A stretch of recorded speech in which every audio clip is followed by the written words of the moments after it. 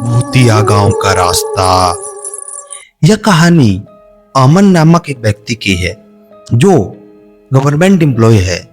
उसे कुछ काम से रामपुर पंचायत ऑफिस जाना था। वो रात के 10 बजे दिल्ली के बस अड्डे पहुंचा।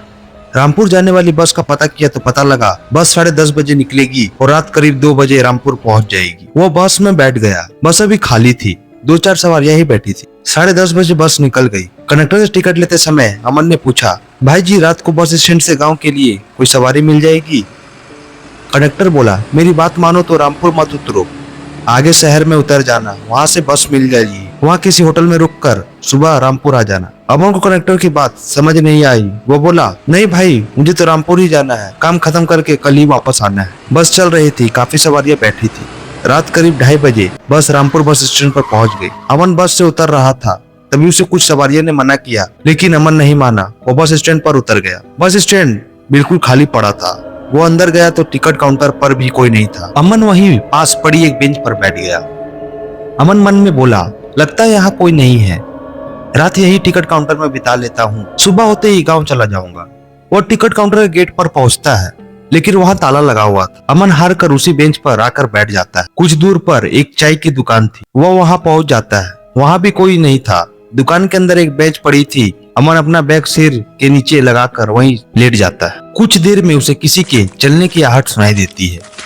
वो दुकान से निकलकर बाहर देखता है तो एक आदमी कंबल ओढ़े, शायद हाथ में बीड़ी लिए गांव की ओर जा रहा था। अमन बोला, अरे भैया रुको, क्या तुम गांव में जा रहे हो? वो आदमी नहीं रुका और सीधा चला जा रहा था। अमन भागकर उसके पास गया। उसने देखा एक बूढ़ा आदमी जिसका रंग एकदम काला था। अमन को देखकर वह रुक गया। आदमी बोला, क्या है, मेरा रास्ता क्यों रोका? अमन बोला, भाई मुझे भी साथ ले चलो, गांव तक जाना है। वो आदमी बोला, इस समय जाना ठीक नहीं है, यहीं सो जाओ, सुबह चले जाना। अमन बोला, लेकिन तुम भी तो जा रहे हो, मैं तुम्हारे साथ चलता हूँ। आदमी बोला, ठीक है तुम्हारी मर्जी, लेकिन बाद में मत कहना बताया नहीं था। तुम शहरी लोग किसी बात को मानते नहीं हो। चलो दोनों खेतों के रास्ते से होकर गाँव की ओर चल देते हैं। आदमी बोला, भूत प्रेत में विश्वास रखते हो?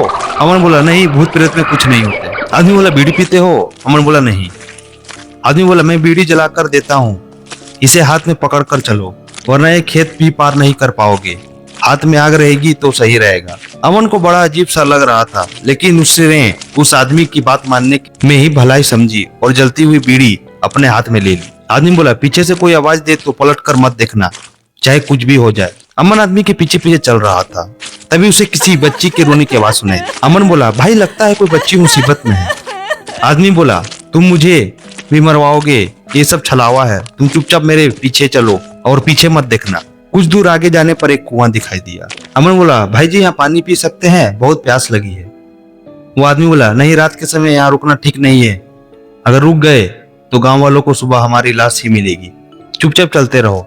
अमन चुपचाप उस आदमी के पीछे चलने लगा। अचानक अमन को लगा जैसे उसके पैर किसी ने जकड़ लिए हैं। उसके पैर उठ नहीं रहे थे और वो बड़ी मुश्किल से आगे बढ़ रहा था। अमन जोर से चिल्लाया, भाई जी मुझसे अब चला नहीं जा रहा, कुछ देर बैठ जाते हैं। वो आदमी बोला, लगता है तुम्हारी बीड़ी बुझ गई। अमन ने देखा वाकई उसकी बीड़ी बुझ गई। वो आदमी बोला, तुम्हें किसी शायर ने पकड़ लिया है, मैं अपना हाथ देता हूँ, उसे पकड़कर मेरे साथ चलो, मैं पीछे मुड़कर नहीं देख सकता। अमन उस आदमी का हाथ पकड़ लेता है। वो आदमी लगभग उसे घसीटता हुआ लेकर चलने लगता है। कुछ दूर इसी तरह चलते चलते अमन के पैर हल्के हो जाते हैं। अमन बोला, भाई जी अब ठीक है, मैं चल पा रहा हूँ। वो आदमी बोला, तुम्हें पता नहीं, तुम अभी अभी मौत के मुंह से बचकर आए हो, मेरे हाथ में आग थी, इसने तुम्हें बचा लिया। कुछ ही देर में दोनों गांव पहुंच गए। सुबह होने को थी। वो आदमी अमन को अपने घर ले गया। घर में उसकी पत्नी थी। पत्नी बोली, आपको कितनी बार कहा है रात के समय मत आया कीजिए। वो आदमी बोला, मुझे किसी से डर नहीं लगता, ये शहरी बाबू डर रहे थे, इन्हें भूत ने पकड़ लिया था, इन्हें भी छुड़ा लाया, आप बैठो, या इनके लिए चाय बना लिया। अमन बहुत डर रहा था। वो बोला, क्या गांव के लोग रात को नहीं जाते? वो आदमी बोला, नहीं, गांव के बाहर भूतों का पहरा रहता है, जो भी गया वापस नहीं आया। अमन बोला, आप कहाँ से आ रहे थे? वो आदमी बोला, मैं अक्सर अपने बेटे को ढूंढने निकल जाता हूँ, वो भी आपकी तरह रात को उस रास्ते पर गया था, लेकिन वापस नहीं आया। कुछ ही देर में सुबह हो गई। अमन पंचायत घर गया और अपना काम निपटाकर वापस जाने लगा तो वह पहले उस आदमी के घर गया और बोला, बाबा मैं वापस जा रहा हूँ, आपका बहुत बहुत धन्यवाद। वो आदमी बोला, बेटा एक वादा करो, चाहे कितना भी जरूरी काम हो, इस गांव में वापस मत आना, लेकिन अब सवाल यह है कि जाओगे कैसे? अमन बोला, क्यों, दिन में भी नहीं जा सकते क्या? वो आदमी बोला, अब तुम इस गांव से बाहर नहीं जा सकते, तुम्हें यहीं रहना होगा। मैं तुम्हें मना कर रहा था ना यहाँ ना आने को, लेकिन तुम नहीं माने। रात को उन आत्माओं ने तुम्हें देख लिया है, अब वो तुम्हारा पीछा नहीं छोड़ेगी। यहाँ कुछ नहीं कर पाई तो तुम्हारे घर तक पहुंच जाएगी। अपने घर वालों की रक्षा करना चाहते हो तो इसी गांव में बस जाओ। अमन बहुत डर जाता है और गांव के पीछे एक पुराने मकान में रहने लगता है। उसे रहते रहते कई महीने बीत जाते हैं। एक दिन अमन उस आदमी के घर जाकर उसके पैर पकड़ लेता है और बोलता है, बाबा मुझे किसी तरह इस गांव के बाहर पहुंचा दो, मैं अपने घर जाना चाहता हूँ। वो आदमी बोला, तुम इस गांव में आना चाहते थे? इस गांव में तुम्हारे अलावा और भी कई लोग शहर से आए थे, कुछ ने जाने का प्रयास किया, मारे गए। कुछ इसी गांव में रहते हैं, लेकिन किसी में इतनी हिम्मत नहीं है कि तुम्हें कुछ बता सके। चुपचाप यहाँ रहो, नहीं तो मारे जाओ। गांव के लोग यहाँ बाहर से आने वाले का पूरा ध्यान रखते हैं, खाना पीना रहने के लिए जगह सब कुछ मिलेगा। इधर अमन के घर पर उसकी पत्नी और एक बेटी थी।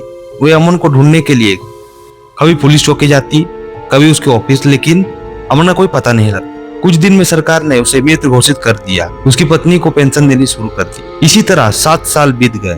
एक दिन गांव वाले बाहर नाच गा रहे थे, तभी अमन बाहर निकला। गांव वालों ने उसे अपनी खुशी के कारण बताया, बेटा आज से 12 साल पहले हमारे गांव में एक तांत्रिक आया था, उसे गांव वालों ने मार मार कर भगा दिया। तभी से उसने आत्माओं को बुलाकर इस गांव को बांध दिया। कोई भी गांव से बाहर नहीं जा सकता। अब गांव में एक साधु बाबा आए हैं, कल वे पूजा करेंगे, जिससे यह गांव बंधन से खुल जाएगा और सभी आत्माओं को मुक्ति मिल जाएगी। तभी तुम भी अपने घर जा सकते हो। अगले दिन पूरे गांव को सजाया गया। साधु और उनके शिष्यों ने गांव के बीच में हवन किया। हवन के समय कई आत्माओं की आवाजें गांव वालों ने सुनी। हवन समाप्त होते होते सब शांत हो गया। गांव अब श्राप मुक्त हो चुका था। अमन भी साधु बाबा और अन्य लोगों के साथ गांव से बाहर आ गया। वहां से बस लेकर वो अपने घर पहुंचा। घर पहुंचकर अमन ने चैन की सांस ली। अब ये कहानी यही समाप्त होती है। ये कहानी मेरे सब्सक्राइबर माही अग्रवाल की है, जो पटना से बिलोंग करती है। ये घटना उस समय का है जब वो 12 साल की हुआ करती थी। उस समय उनकी स्कूल में गर्मियों का छुट्टी चल रहा था। वो अक्सर गर्मियों की छुट्टी में अपने नाना नानी के घर जाया करते थे। माही और उसका एक छोटा भाई अमन दोनों नाना नानी के घर चले गए। उनकी नानी का घर गांव के एरिया में पड़ता था। एक तरफ पहाड़ और एक तरफ जंगल। उनके बीचों बीच में उनका घर था। उनकी 2 सहेलियां थी, रानी और सिया। वो उनके पड़ोस वाले मामा जी की बेटी थी। वो बचपन से बहुत अच्छे दोस्त थे और उनकी शरारत पूरे गांव में मशहूर थी। उन दिनों आम के पेड़ में आम गुथे हुए थे। माही के नानी के घर में आम की कमी नहीं थी, परंतु उसे पेड़ से आम तोड़कर खाना अच्छा लगता था। इसलिए माही, सिया और रानी ने एक प्लान बनाया।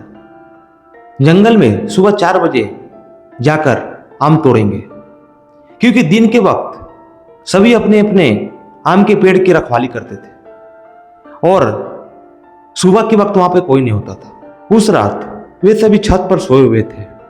अचानक माही की नींद खुलती है। फिर वो सिया और रानी को भी उठाती है और वो दुपट्टे के सहारे छत से नीचे उतरते हैं और पीछे वाले रास्ते से जंगल की तरफ बढ़ने लगते हैं। वे जल्दबाजी के चक्कर में समय देखना भी भूल जाते हैं। जंगल के रास्ते में घनघोर अंधेरा छाया हुआ था, परंतु वे तीनों मस्ती में बातें करते करते चले जा रहे थे। जंगल की तरफ से जानवरों की आवाज आ रही थी, परंतु उस वक्त उन्हें डर शब्द का मतलब भी नहीं पता था। वो किसी से नहीं डरते थे। जैसे वे वो तीनों जंगल की तरफ बढ़े, उन्हें ऐसा लगा कि उनका कोई पीछा कर रहा हो। अब वो तीनों थोड़ा डरने लगे थे, क्योंकि माही को डर था कि अगर अभी के टाइम में उन्हें कोई देख लिया तो सुबह नाना जी के डांट पड़ेगी, क्योंकि उस टाइम पे जंगल में जाना मना था। वो तीनों अब धीरे धीरे जंगल की तरफ बढ़ रहे हैं, परंतु उन्होंने पीछे पलटकर नहीं देखा। वो जैसे ही जंगल में प्रवेश करने वाले थे, वो वहीं रुक गए, क्योंकि वो परछाई अब उनके पास आ रही थी। उन्होंने एक दूसरे का हाथ पकड़ लिया। जब वो परछाई उनके सामने आई तो माही डर के मारे चिल्ला पड़ी, अमन तुम? अमन हंसते हुए बोला, अरे दीदी मैं ही हूं। माही ने उसे डांटते हुए कहा, तूने तो हमें डरा ही दिया था, और तुम इतने रात में क्यों आए हो? अमन अब उनके पास आके खड़ा हो गया था और वो जिद करने लगा, मुझे भी जाना है। इसलिए दीदी मैं आज रात में सोया ही नहीं था, क्योंकि उस वक्त मैं आपसे कहता तो आप मुझे डांट देती। अमन की उम्र उस वक्त लगभग 10 साल होगी। रानी ने माही को बोला, अब अमन आ ही गया है तो इसे भी साथ लेकर चला जाए। अब वो चारों जंगल की तरफ आगे बढ़ रहे थे।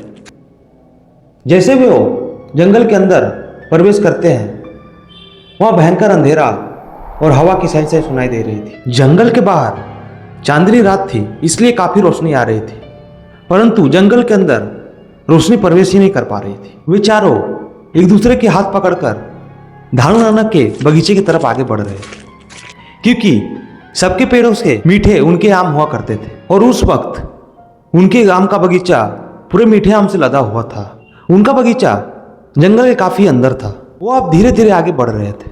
अब जंगल में जंगली जानवरों की आवाज काफी तेज आ रही थी और उन सबका शरीर से पसीना आ रहा था। जंगल में उनके अलावा कोई दूर दूर तक नहीं था।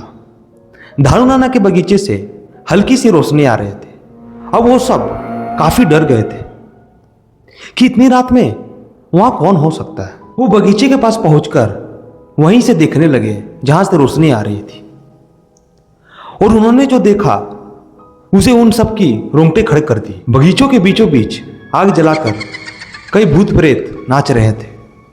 किसी की आधी चेहरा जला हुआ था और वहां पे एक लाश थी जिसका सब खून पी रहे थे। सबके चेहरे इतने खतरनाक थे कि किसी की भी हालत खराब हो जाए। किसी के आधी हाथ ना था और सर के बाद सीधा पैर। कोई कमर के बल से चल रहा था और उनके ऊपर कीड़े रेंग रहे थे। उन सब की बहुत ज्यादा हालत खराब होने लगी थी। उन्हें देखकर डर के मारे अमन की चीख निकल गई। अब वो उन भूत प्रेतों ने उन्हें देख लिया था। वह उनकी तरफ आगे बढ़ रहे थे। वो सब ने एक दूसरे का हाथ पकड़ा और बुरी तरह भागे।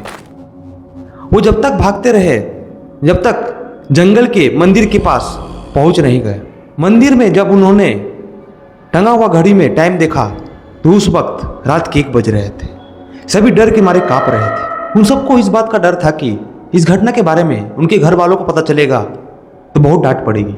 इसलिए वो चुपचाप घर में जाकर सो गए और उन्होंने एक वादा किया कि इस घटना के बारे में हम किसी को ना बताएंगे। अगले दिन जब सुबह हुआ तो माही का नींद खुला।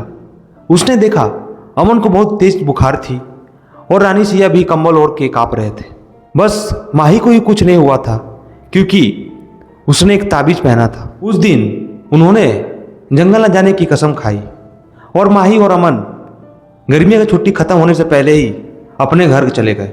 माही का कहना यह है कि उस दिन हमने लालच और शैतानी की वजह से बहुत बुरी तरह फंस गए थे, इसलिए उसके बाद उन्होंने कोई शैतानी नहीं की। कुछ साल बाद धारू नाना के बगीचे में आम में कीड़े लगने लगे और बगीचों में हड्डियां मिलती।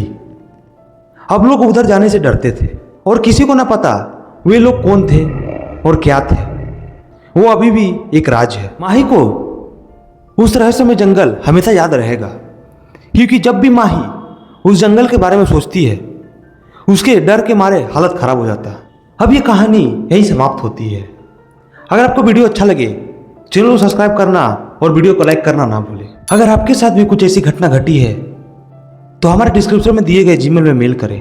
अगली वीडियो में आपकी स्टोरी में बनाऊंगा। तब तक के लिए बाय। मिलते हैं नेक्स्ट वीडियो में।